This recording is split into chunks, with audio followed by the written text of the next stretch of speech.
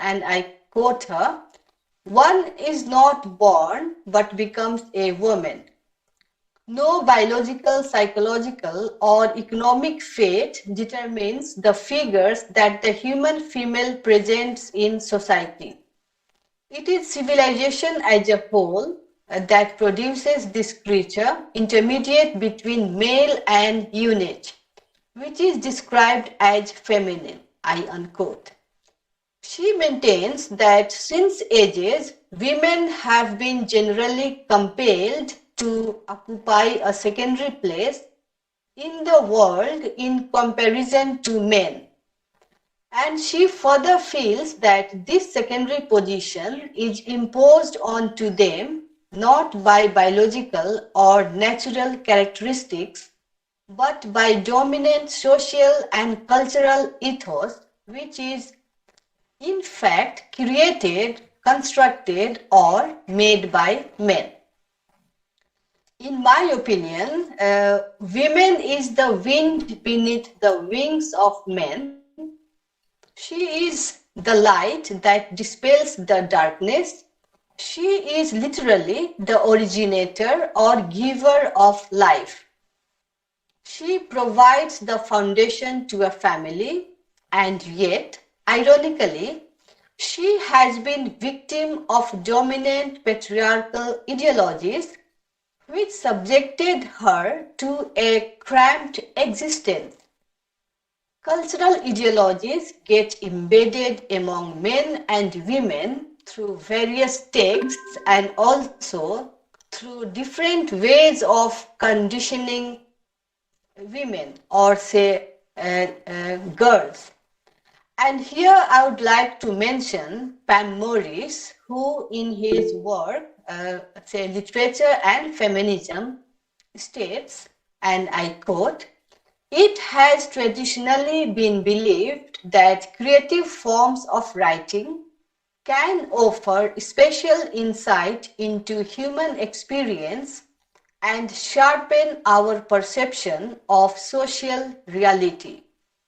Representation is perhaps the most fundamental of human activities, structuring our consciousness of ourselves and of external reality." I unquote.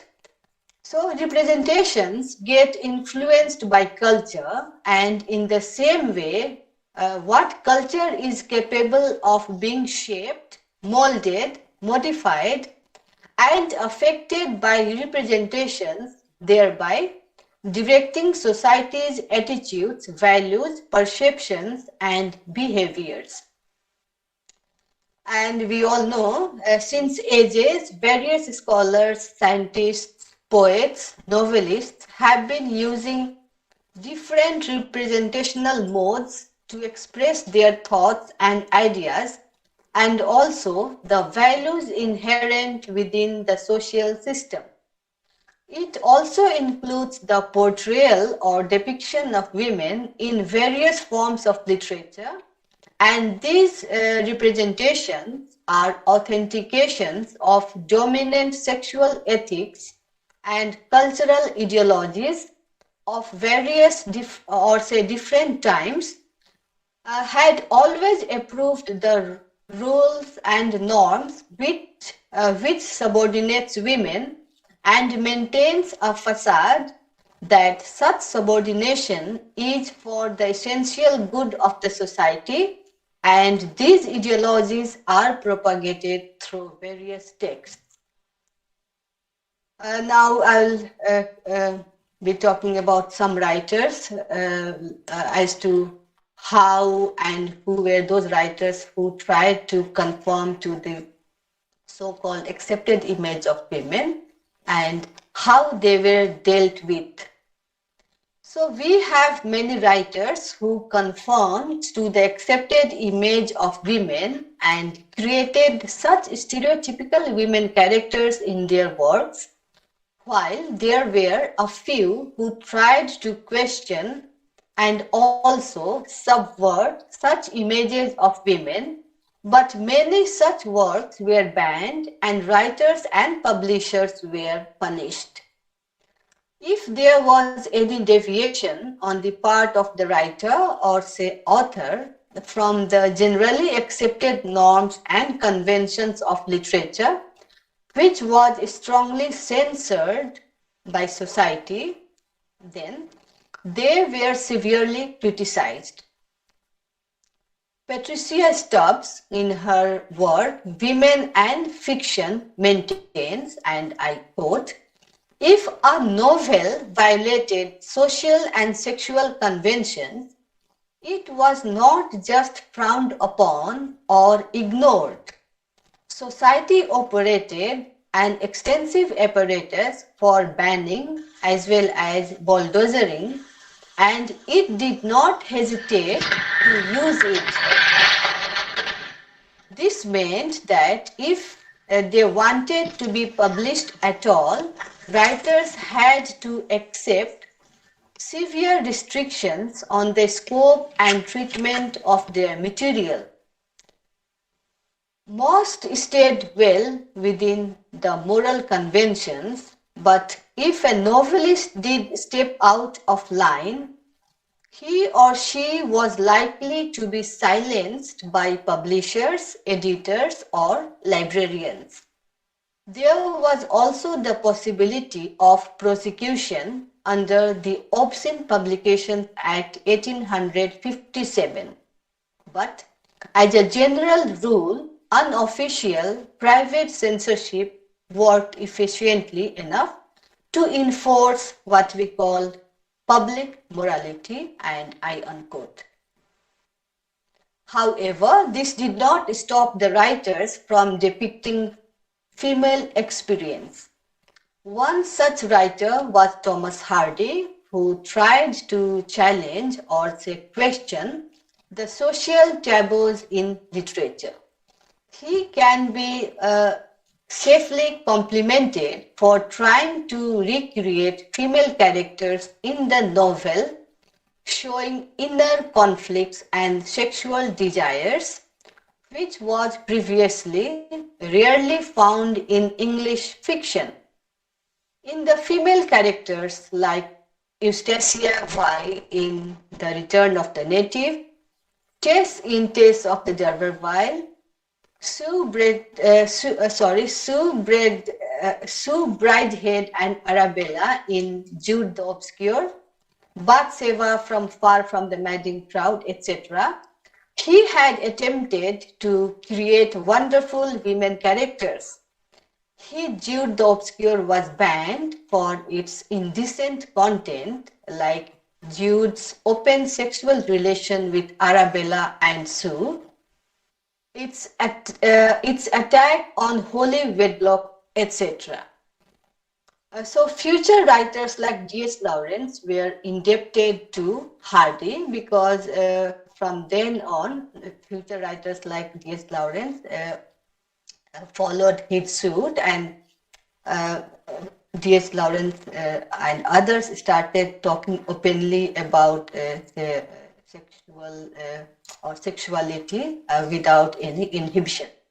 So Thomas Hardy, D.S. Lawrence, E.M. Foster, and Virginia Woolf have contributed significantly to the perception of women in literary field, especially in questioning or say interrogating or challenging the traditional notions or perceptions about purity of women, and especially the physical purity of women. D.S. Lawrence's Lady Chatterley's Lover was a controversial novel, and therefore it was censored and banned on the ground that it was pornographic and obscene. And subsequently, we have women writers such as Virginia Woolf, Iris Moder, and Doris Lessing standing with male writers of 20th century. Here once again we can refer to Patricia Stubbs, who opines, and I quote her, "Whatever we may think of Lawrence, there can be little doubt that his apparently startlingly new emphasis on sexuality was an extension of the earlier effort of Hardy, Carpenter, Wells, Foster, and others to break down sexual taboos in literature and escape from the grossly oversimplified and stereotypical images of women and mid-century culture, I unquote. It is a fact that the majority of writers who published their work have been men, and the portrayal of women have been from their perspectives or from their point of view. So with the passage of time, value and perceptions also change, and so by the 20th century, there was a rapid change in the lives of the people, and to some extent, the lives of women were and are still changing. And this fact is slightly difficult to ignore. Now I will invite your attention to Northeast India as far as the image and perception of or about women is concerned. So we all know that women and Northeast India have very often suffered from stereotyping and misrepresentation. Be it the angel or the witch, such typical images prevent the actual representation of women and their conditions. Across the globe, women share prejudices irrespective of nation, community, caste, or class. In most patriarchal societies, people want women to remain meek, submissive, and docile creatures, almost like mute and dumb, voiceless creatures whose job in this world is to produce children and simply follow the dictates of men. Very often, women are treated as treated as object of desire by men in society as well as literature concerning them. This holds true of majority of literature written across the globe, be it British literature, American literature, Indian literature, regional literature, etc. I will now be talking about a notable American writer named John Hoyer Updike, who is a notable 20th century American writer. In most of his works, he portrays the suburban American women who are sexual in nature and are presented to satisfy their male counterparts. So women are rendered powerless and their thoughts and emotions are insignificant. Their emotions, which are of no importance to male characters, are ridiculed. They are not seen as equal to male as depicted by Updike in his works, and because of which he has been ridiculed many times by critics. In the world of his fictional work, if women have any power, it is the unconscious power that the male counterparts give to them so that they can satisfy the male-oriented society. In his work, he mostly portrays men with power and women without power. His lower middle-class women characters are mostly seen to be suppressed and oppressed by men. Being a male writer, he depicts women as stereotypes and sex objects. Updike, for this reason, many times has been accused of being a misogynist. His male characters dominate the women characters and they are superior to them, that is, women characters. He focuses on how the middle-class American women are portrayed from his perspective of being a male author. So John Updike has written on sex, men, women, family and tradition. He viewed sexuality as a mode of human activity through which he tried to explore society's situation prevalent then. He, in his work, mainly wrote of men and women's relationship and also of the desire of men. Well, this is not something new that John Updike has tried to write, because even in D.S. Lawrence's works, we see that his main focus is on relationship and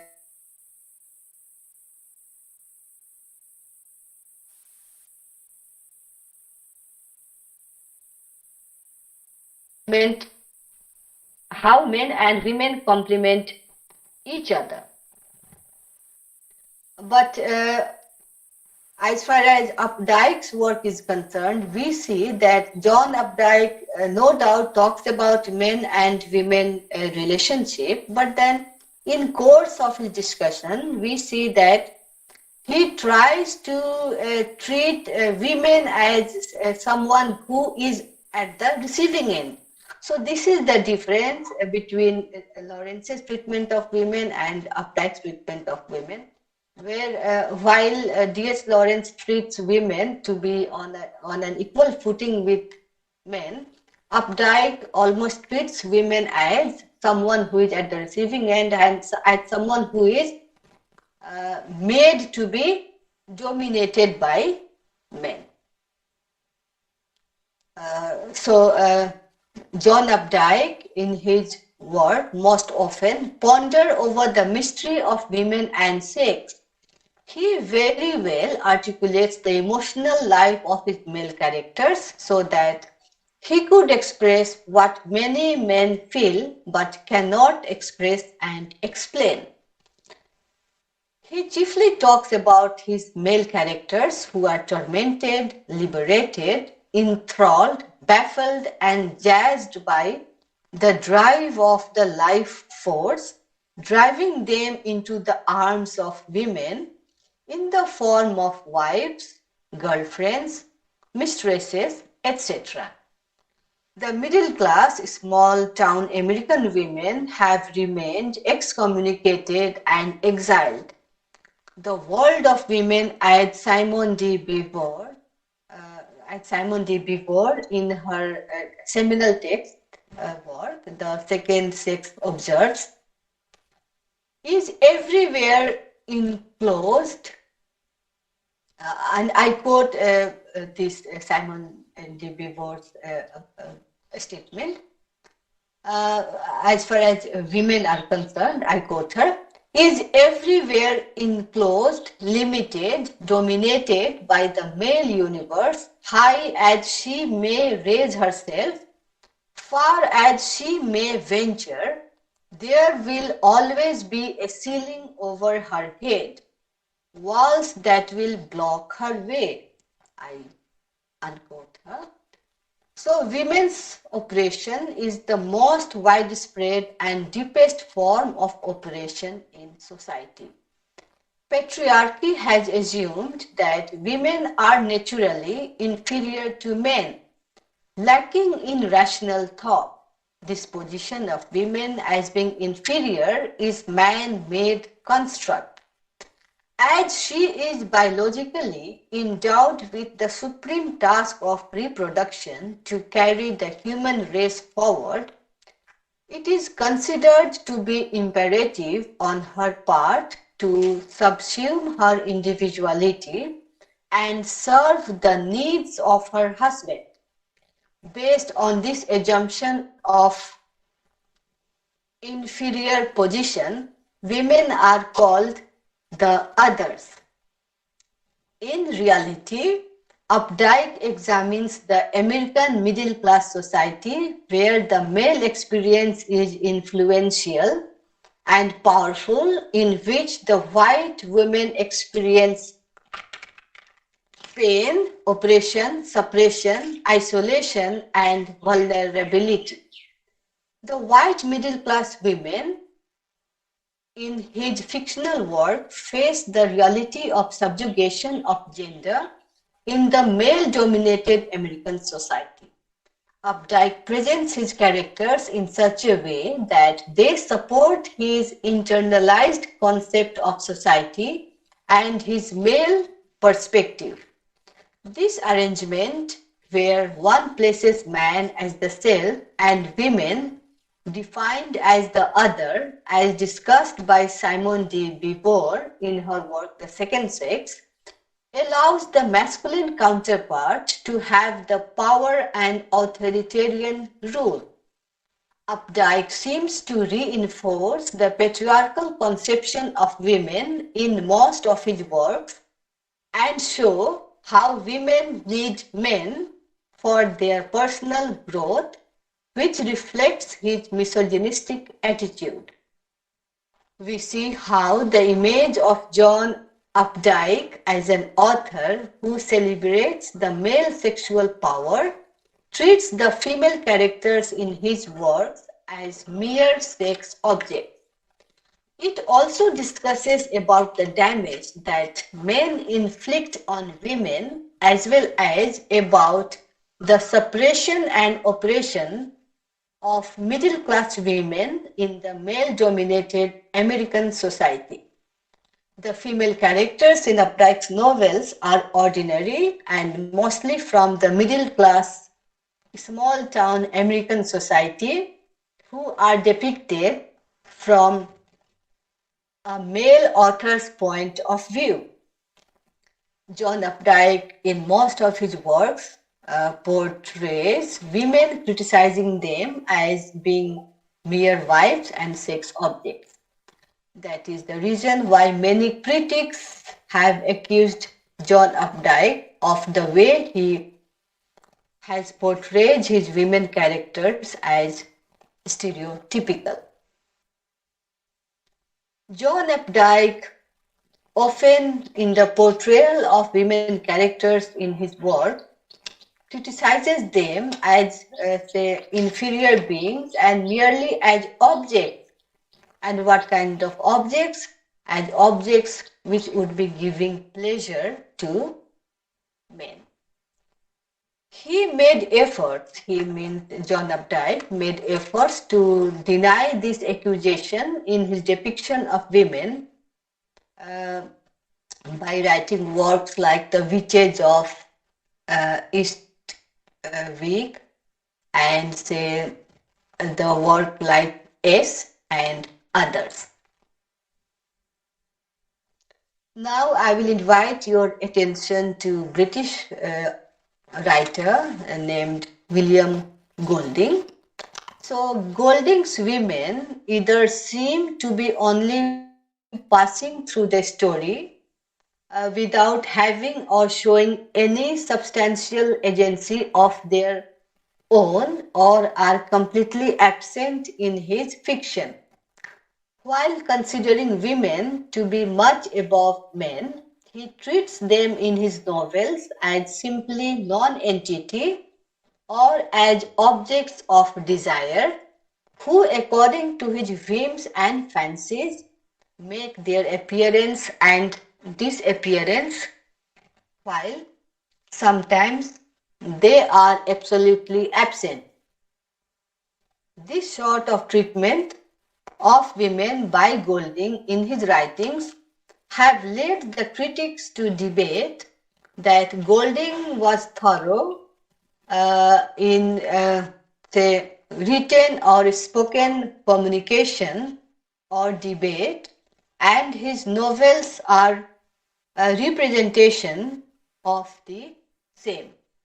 What comes to our curious observation as readers is that there is a gap or denial between Golding's actual belief and the way he treated his female sex in his fictional writings. Golding's first and maybe the most widely read and loved novel, that is The Lord of the Flies, sees a group of young boys stranded on an island devoid of any female presence. This male society, which is rather small and a signifier of so-called phallocentrism, experiences the brute and rather quick transformation from an establishment to a fall into crisis of the same and its utter degeneration.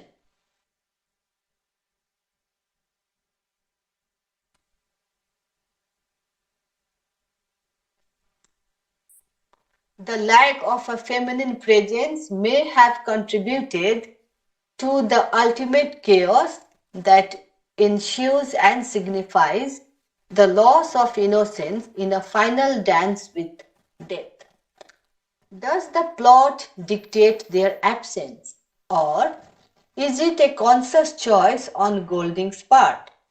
Some may argue that Golding may have been less inclined and enamored of the female sex and hence can attribute the absence of any female character in the novel Lord of the Flies as a conscious choice by him. But this argument can be readily rebuffed. During an interview conducted by Jack Wiles in his book named Talk Conversations with William Golding, Golding expressed his lifelong experience with women in a beautiful way, saying, and I quote it, "I think women are foolish to pretend they are equal to men. They are far superior and always have been. Whatever you give a woman, she will make greater. Give her a house, she will give you a home. Give her groceries, she will give you a meal. If you give her a smile, she will give you her heart.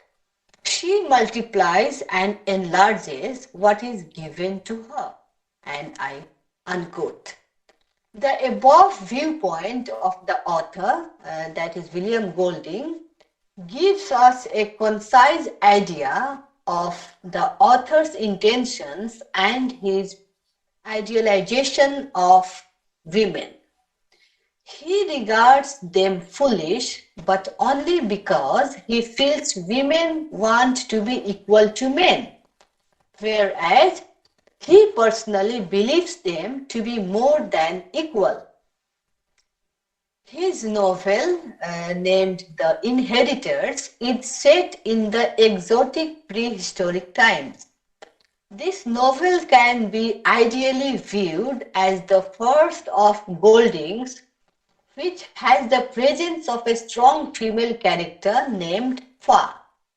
Although familial ties were not set at those times, still, the novel distinctly poses Fa as playing the role of a contemporary wife to the protagonist Locke.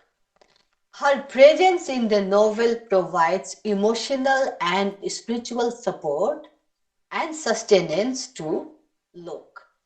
This feminine trait is missing in The Lord of the Flies as well as Pincher Martin and Freefall. The presence of this trait in The Inheritors plays a direct and positive role in keeping the protagonist Locke from harm and losing sight of his duty. Fa's decision to hide Liku's tragic death from Locke can be ascribed as providing emotional relief and validation by a female to a male. This is what a standardized patriarchal notion of femininity expects of women. She not only protects Locke from himself and grief, but at the same time bears the full burden of the pain upon herself. Liku was regarded by both Locke and Fa as their child, although the novel makes no suggestion of Liku being their biological daughter. Golding's favoritism and obsession was with portraying men at their worst behavior rather than women. So it's not that Golding wanted to portray men, and that is why he was not interested, or he was not exactly interested in women. That's not the case. Actually, Golding's concern was to depict men, but what kind of men?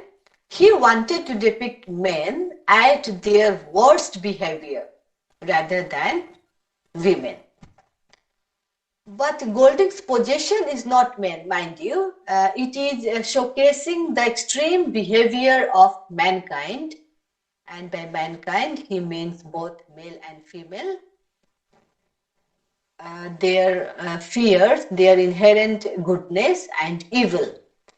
As John Crumpton in his A View from the Spire puts it, Golding writes about, and I quote, "Those subjects that trouble and fascinate him most, the extremities of behaviors of which men are capable, their propensities for absolute good or evil, their endless paradoxical saintliness and sinfulness, and behind these lie the mysteries of the spiritual world that continually surround us but are largely close to us, invisible, forgotten, or ignored for much of most men's lives." And I unquote. We see Golding's Free Fall and Pincher Martin,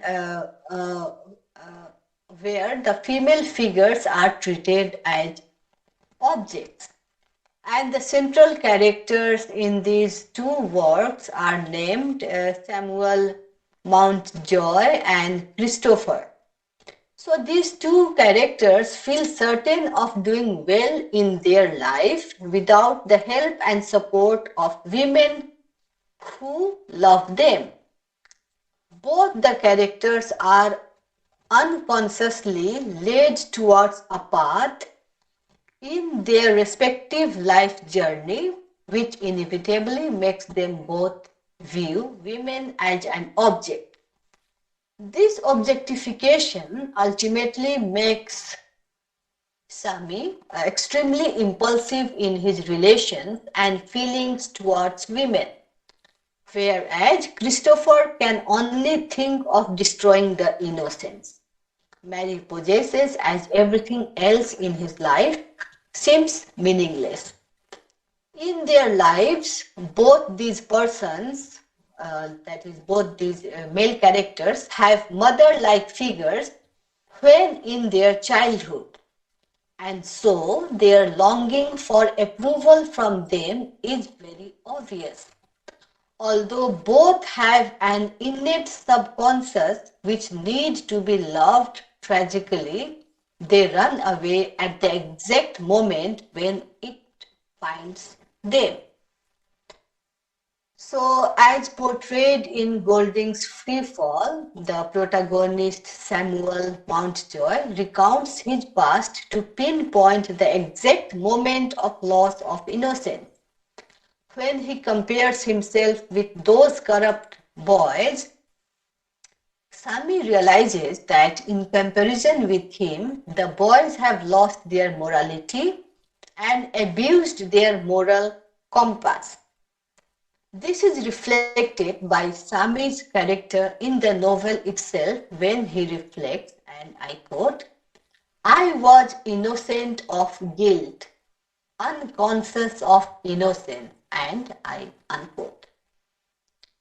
Mark Kingt-Weeks here believes that the motive of Sir William Golding behind writing Lord of the Flies and Pincher Martin is to show that there is an innocence in childhood and that the child does not automatically father the man. This realization marks the point in the story, when Sami's loss of innocence is identified by himself and he becomes self-aware of his later action. Later on, as Sami grows into a self-conscious adult, he becomes aware of his guilt within. Sami can no longer suppress the feeling that, and I quote, perhaps consciousness and the guilt, which is unhappiness, grow together, and I unquote. This marks the start of Sami's journey to give an outlet to his inherent guilt, which he identifies as the pursuing and seduction of Beatrice for white body. The transformation of guilt towards sexuality is evident and transparent here, as pointed out by Subba Rao in his work William Golding, A Study, and I quote, his guilt feeling takes the form of sexuality, I unquote. As the novel progresses, we find that although Sami is successful in his seduction, his guilt neither subsides nor is satiated. Golding in his novel has skirted female sexuality altogether by making their presence negligible. But in writing about men, at his destructive and isolated form, he had also, to some extent, shown his audience or readers the objective notions in which men view women in most of his novels. So here we can refer to Juliet Mitchell in her Psychoanalysis and Feminism, 1974, argues and where we see argument that women are merely objects in social transactions and exchanges. I unquote. So Golding exploits this notion and proves it to be true by his portrayal of women in his works like Free Fall and Pincher Martin. So even if Golding's personal views oppose this argument, his writings uphold and support it.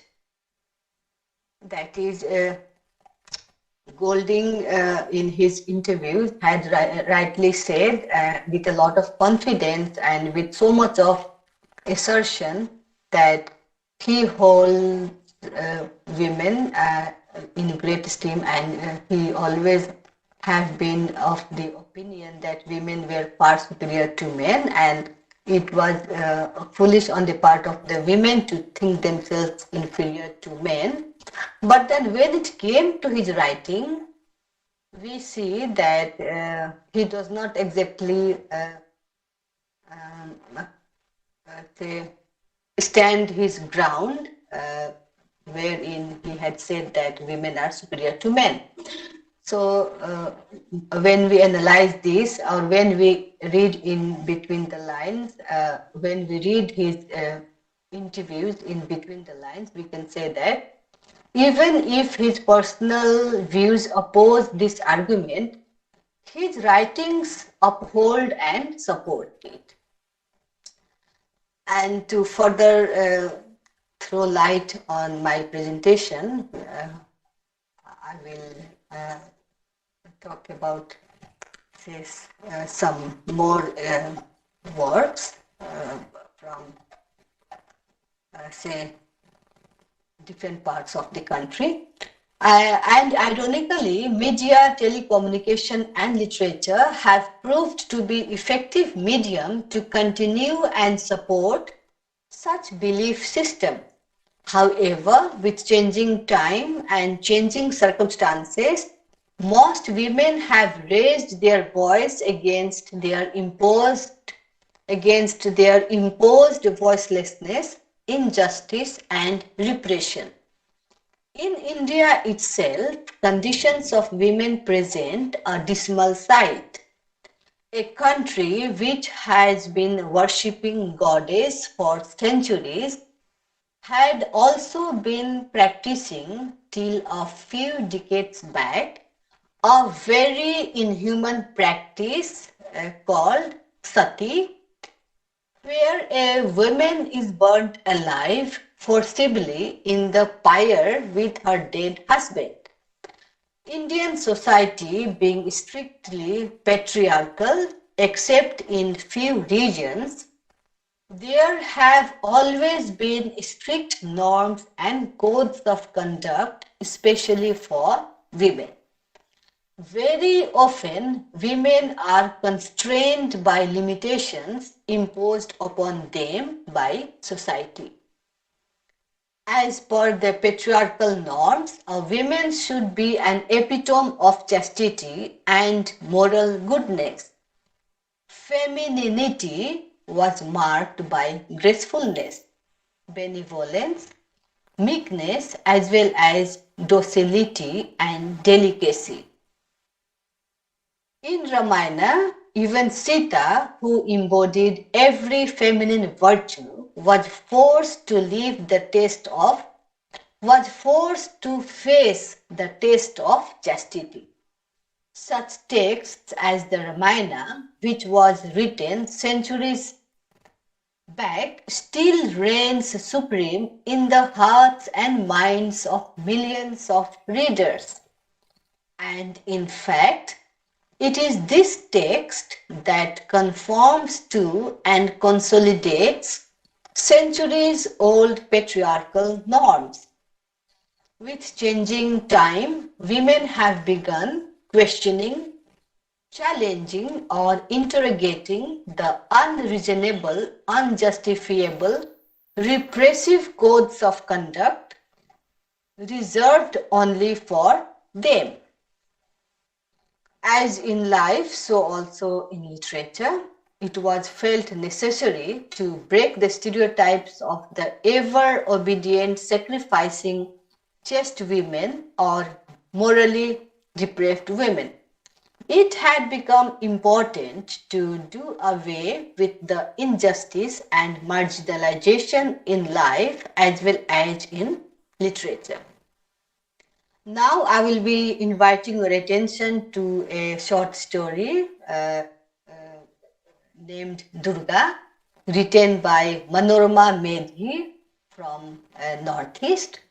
So Durga is one such story by Manorama Medhi, which is which is the story of a young girl who defies fears of dishonor and chastisement and fights back the assault on her dignity. Durga, the Shakti goddess who wins over the demon Mahishasura, is the epitome of indomitable strength, courage, and power. She is the incarnation of the ultimate power. Since ages, people have been celebrating Durga's victory over Mahishasura, the symbolic victory of good over evil. And the story named Durga, it begins on the day of Vijayadashmi, that is the 10th and final day of the battle, when the buffalo demon, that is Mahishasura, is slain by goddess Durga. So the day was marked by festive mood and vigor when devotees paid their last respect to the departing goddess. This is what we come in the story called Durga. And we see almost everyone came out into the streets to watch the procession of the Durga idol being taken away to be immersed in the waters of the river Nanoi. And we also see Binita, Kalpana and Lahi, the three young girls and friends, also joined this procession. Chants of Devi Ma Ki Jai reverberated all around. A spirit of religious piousness and revelry pervaded the whole atmosphere. However, for the young girls, the enlivened atmosphere was suddenly overshadowed with gloom when a hooligan, ironically a devotee of the mother goddess, misbehaved with Lahi. Shocked to the core, the young girl retaliated with a slap. However, the ruffian, grinning till that moment, slapped her back, which cut her cheek. As blood trickled down her cheek, Lahi raised and cried inconsolably. Vinita and Kalpana, mute and terrified, witnesses of the whole incident, implored her to keep quiet. More than being angry with the hooligan, they were worried that somehow if news of this incident spreads, their reputation will be spoiled or say ruined. To Lahi's utter shock and dismay at their muted response, Vinita and Kalpana acknowledged that they too were abused in a similar way. But their fear of chastisement and social censure was more than their distress of being ill-treated. When Lahi questioned their silence, their pathetic reply is a reflection of the fear-filled cycle of suppressed beings. What was the use of protesting when it was sure that they themselves are going to be blamed for it? Protest will further bring dishonor and criticism. Women are supposed to be meek, docile creatures who should accept any misfortune as their given lot. Parental admonishment and social censure prevents many women from protesting. Vinita and Kalpana chose to remain the typical mute, subdued, tolerant figures who silently bore the assault on their self-respect and dignity. At home, the festive spirit of Vijayadashmi remained no more. Ironically, Lahi had to face the scorn of all. Could not she ignore the hooligan? Why did she have to show such a courage? Why did she at all go to see the immersion? The fact that she stood up to fight against the hooligan was not appreciated at all. The society which celebrates the victory of good over evil, the restoration of peace over chaos, and invokes the goodwill and blessings of the goddess, however, fails to appreciate the real courageous women who fight against injustice and cruelty. This is how Manorama Das Medhi exposes the duplicity of a society which on one hand worships the female image of power in the form of Durga, while on the other hand fails to respect the courage shown by a female in our day-to-day life. A supposedly ardent devotee of Devi Durga physically abuses a young girl. So my question is, what sort of a devotion is this? What sort of a devotion, what sort of respect is this?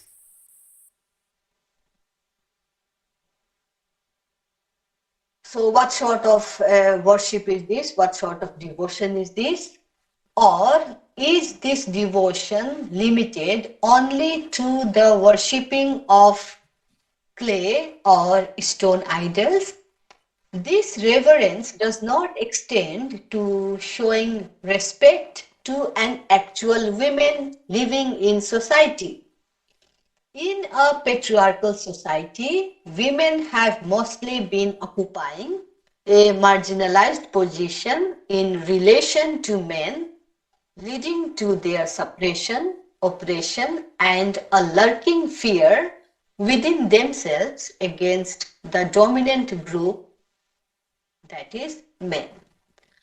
In this context, I would further like to analyze the fear and anxiety of young girls or women in a contemporary short stories from Nagaland named Voice of Voices and Papers, compiled and edited by Suzanne Watnam.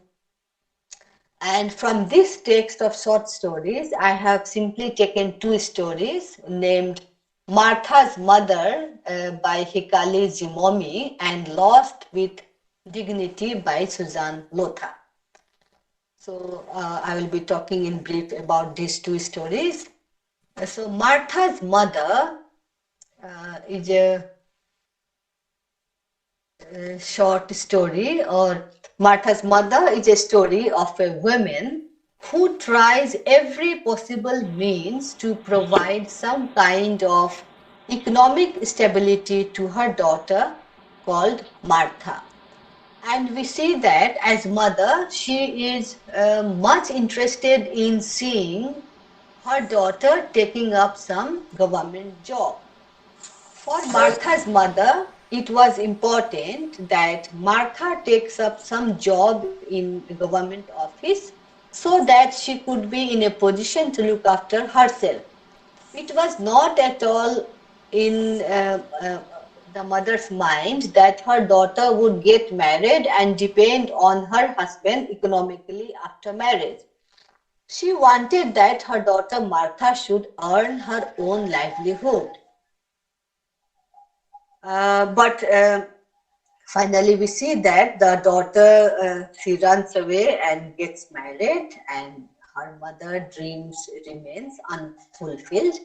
Now I'll take you to another story that is Lost with Dignity. So Lost with Dignity is another story where we see how a 16-year-old girl named Benny is betrayed and raped by a hypocritical man named Ato. After having raped her, he sneered with contempt. Shocked to the core, the young girl could not reveal it to her parents. More than angry with the brute, she was worried that somehow if news of this incident spreads, her reputation will be gone. Her fear of social censure was more than her distress of being raped. But what about the scar left in the heart of the young girl? Although the scar was not physically visible, the invisible scar was deeply entrenched in her conscience. Lost with Dignity is a deeply ironical story. In a patriarchal society, protest and defiance by a girl or women comes with a cost. And because of this fear, the girl did not protest when she was being physically molested by this hypocritical man. And even after the molestation, she does not reveal it to her parents. So, what I would like to tell the listeners is that a lot has been said and written about women by women as well as by men and their representation in literature. But the fact remains that mentality concerning women or say towards women has to undergo serious change or say has to undergo transformation. Simply theorizing about women is not enough. We all need to bring into practice what we theorize about women. There should be a proper coordination between theory and praxis. as far as representation of women in literature is concerned. The day we start sending our daughters out late at night without any fear of their getting molested, we would feel that our country is a safe place for all of us, including women. And this requires many male as well as female writers in particular who would be writing and trying to bring about a change in the mentality of people towards women. And I always believe that it is a different feeling to be a woman. So, how can we expect ourselves to be described by men in our integrity? So it would be proper to it would be proper, and it is high time that we women start writing about ourselves, and that writing will be genuine, because whatever we will be writing will be based on our authentic experience, I mean. So, and now with these words, I would like to bring my today's presentation to a close. Thank you, one and all. Thank you, ma'am. Your speech was interesting and thought-provoking. We have learned a variety of concepts from your speech. Thank you so much, ma'am, for joining us. Gratitude is the most exclusive form of... Just a minute. And your professors and friends, it's open for discussion. And if you have any clarification, you can post your questions now.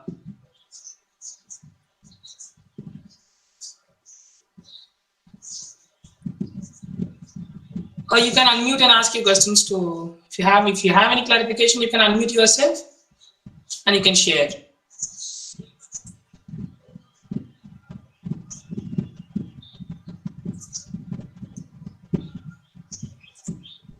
Ma'am, I do need a clarification, ma'am. Ma'am? Yes, sir. Ma'am, right from Greek literature to medieval and Elizabethan literature, women are considered as objects than individuals. And only later during Victorian era, women redefined their place in society by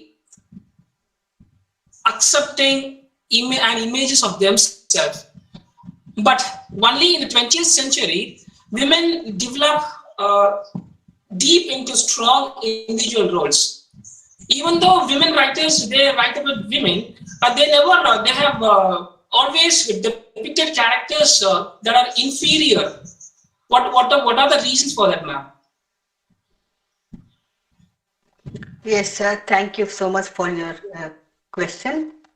Right at the beginning of my presentation, I quoted Pam Morris and Simon de Beauvoir, who are of the opinion that the feeling, or say the mindset that is imposed on women is right from the childhood. So we women have been conditioned to a particular way of thinking, to a particular way of behaving ourselves in public as well as in private or personal space.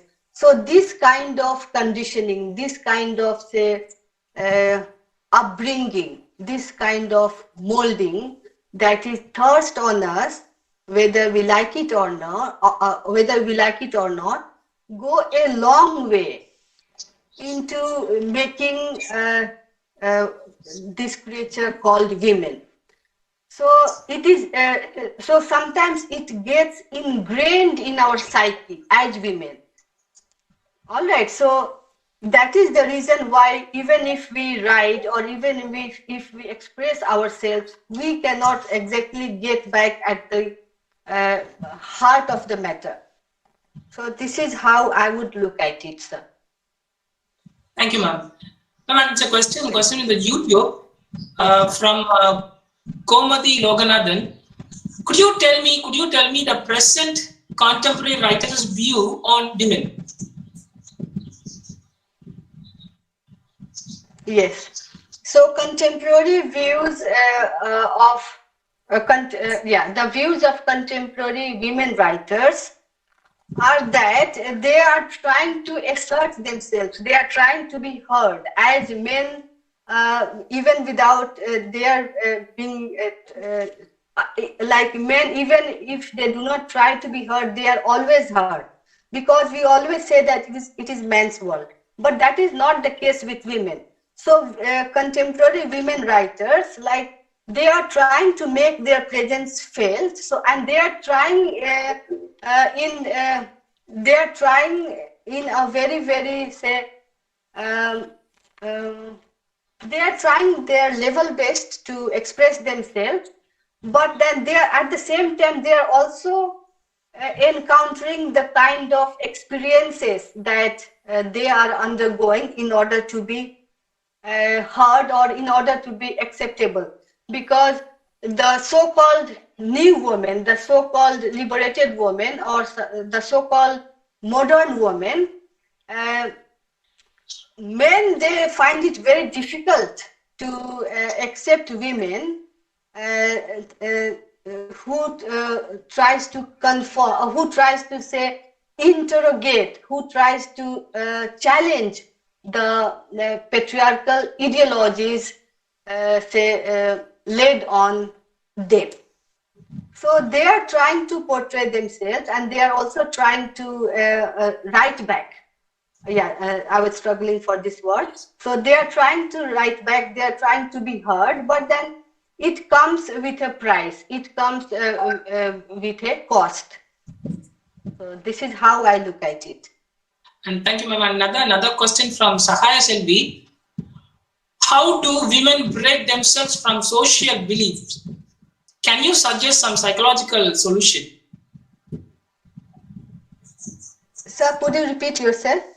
Ma'am, it's a question from Sahaya Selvi. How do women break themselves from social beliefs? Can you suggest some psychological solution? Well, these social beliefs are again, the social beliefs are again constructed by the society.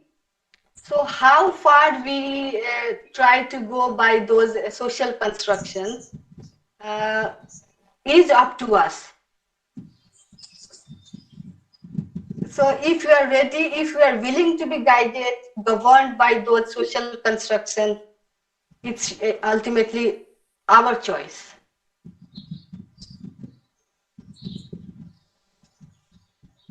Okay, thank you, ma'am. Okay, thank you. And it's a question from Manikandan in the chat box. Ma'am, could you please tell us why feminism is still necessary even in the 21st century? Okay, fine. Yes, this is a very, very relevant question.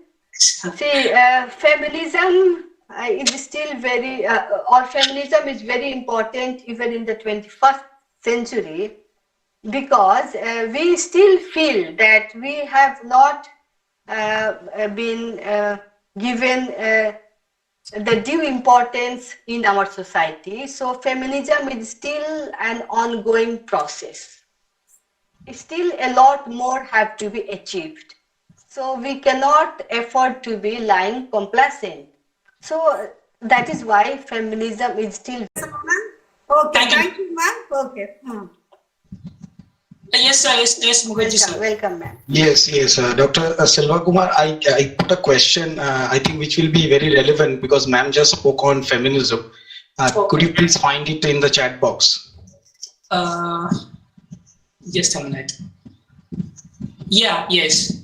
And then, ma'am, it's a question from Mukherjee, sir. What is the future of feminism as a theory? What is a trend that is coming through? Are you there, ma'am? Excuse me, ma'am. Yes, sir, I'm here. The future of, the question is my take on the future of feminism, is not it? Yes, ma'am. Okay, fine. So my take on the future of feminism is that as long as the kind of the economic, social, political equality is not achieved, I think feminism will keep on going. Because feminism, after all, tries to bring about some kind of say parity, some kind of gender parity, some kind of economic parity. So until and unless the women feels that they have not attained those, I think feminism will keep on going. So this is my take on it. Thank you, ma'am. And ma'am, this is the final question from Pooja Kumari. Is this society which is responsible for determining the role of women in literature? Sir, could you repeat your question, sir? Yes, Your voice is breaking now. Is this society which is responsible for determining the role of women in literature?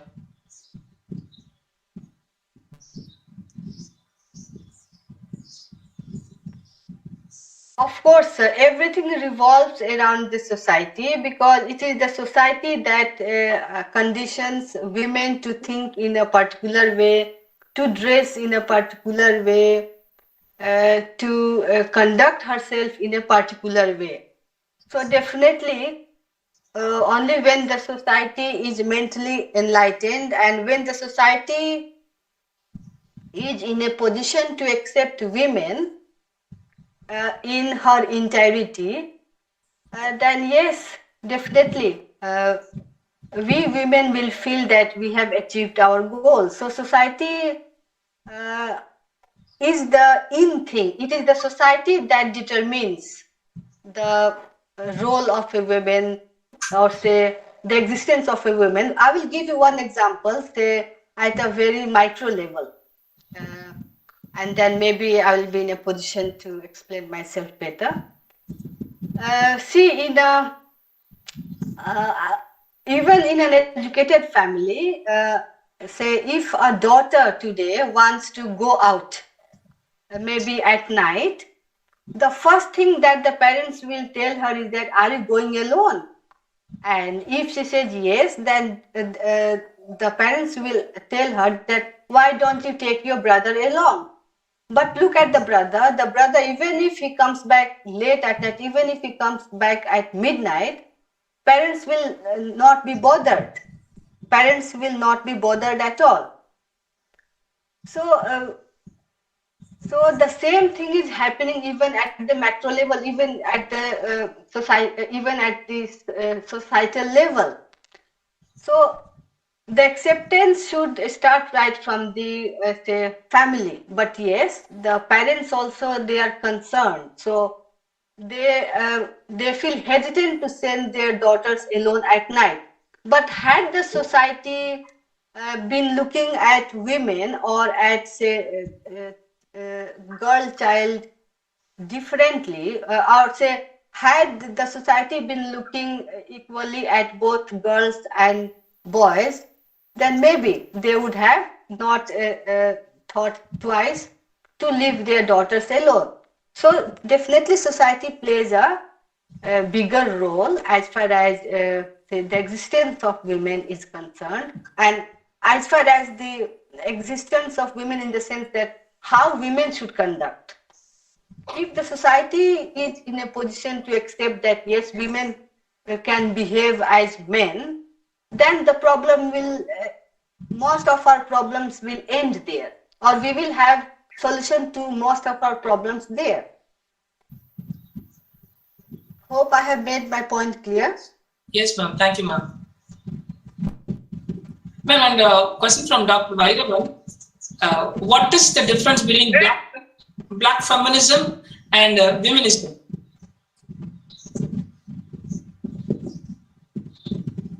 The difference between black feminism and feminism.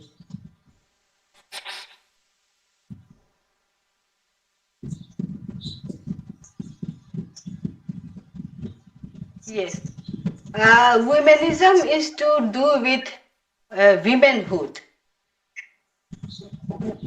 Womanism is to do with womanhood, or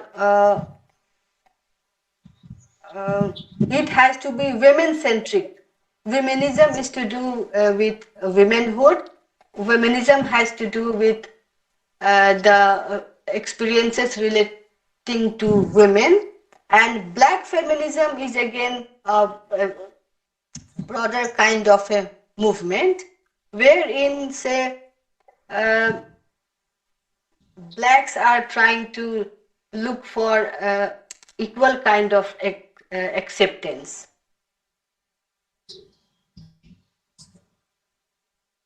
Thank you, ma'am. And what Sandana Mariaman? Sandana Mariaman? Yes, sir. Okay, thanks. Gratitude is the most exquisite form of courtesy. Now I invite Dr. R. Saravana Selvakumar, Assistant Professor, Department of English, to propose vote of thanks. Ma'am, first and foremost, I should thank you for accepting our invitation, and we are really happy. And on behalf of the Department of English, I'm pleased to propose words of gratitude to all the members who contributed their help to the successful conduct of this webinar. First and foremost, I must mention our deep sense of appreciation to Dr.BABY SINHA, Professor of English, Assam University, for making excellent presentation and making this webinar interesting and meaningful. Madam, your presentation was fantastic. It made us think why female writers and male writers they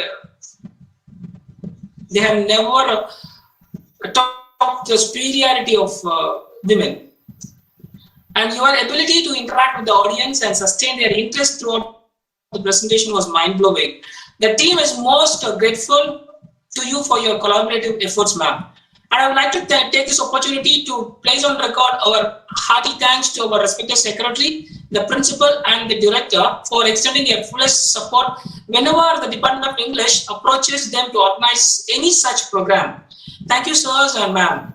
And we have been fortunate enough to be supported by a team of very motivated and dedicated staff members of our department and students, especially Ms. Sandana Marimal of 3rd BA, and Ms. R. Tipika and Ms. Visalachi of 2nd MA for extending all possible help for the successful conduct of this webinar. And I should thank my respected guide, Dr. V. Chandramadi, for helping me and guiding me whenever I approach her for organizing any event like this. And I am indebted to express my appreciation to all the participants. It is for an audience like you made this event awesome. We thank you for being with us, and it has been a great pleasure. Thank you very much. And we are confident that the outcome of this webinar will be fruitful to every one of us. Thank you, one and all. Ma'am, thank you so much, ma'am. Thank you so much. Thank you. Yes, ma'am. Thank you so much for joining us. Thank you. And dear participant, kindly fill in the feedback form with fill in the feedback carefully, and everything reflects in your e-certificate. Thank you for joining us.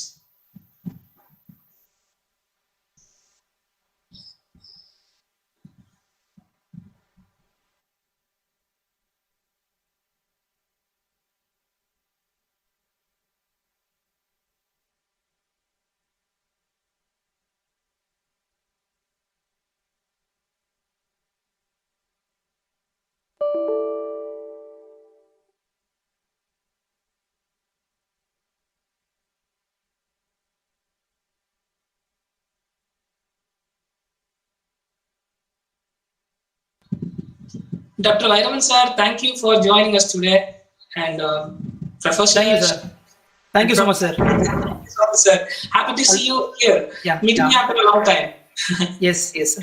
I'll call you, sir. I'll call you later. Thank you, sir. Thank you so much, sir. Friends from all over Tamil Nadu, and I'm really happy all over India, and I could see the people who attend our department program regularly. Thank you so much for everyone. Thank you so much for joining us. So the feedback form is posted in the chat box. You can fill in your forms now.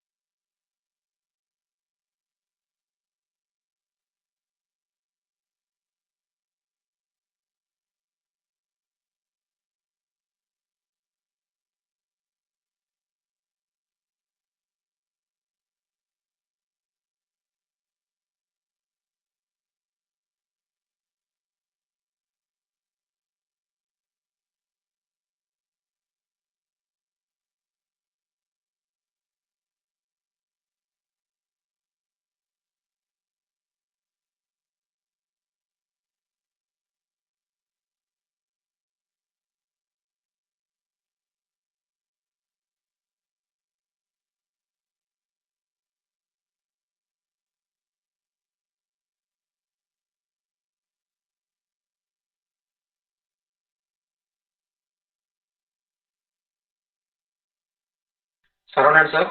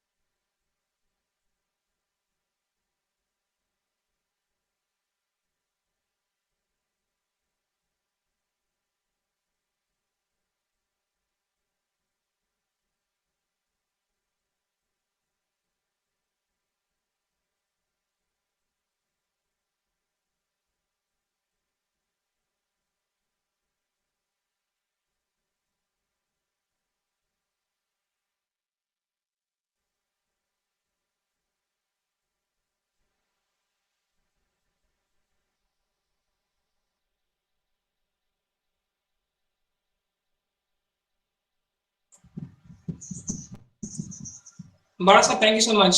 And Siva sir.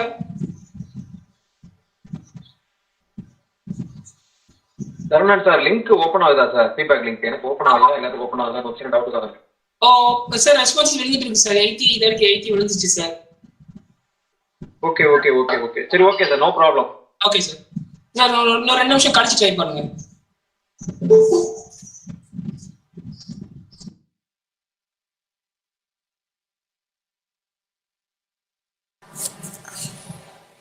Okay sir.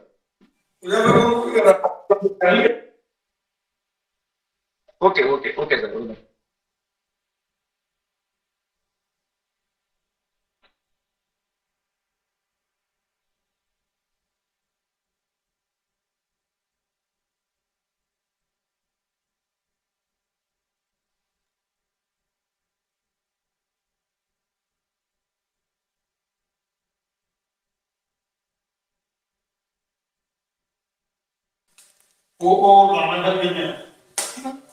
Okay.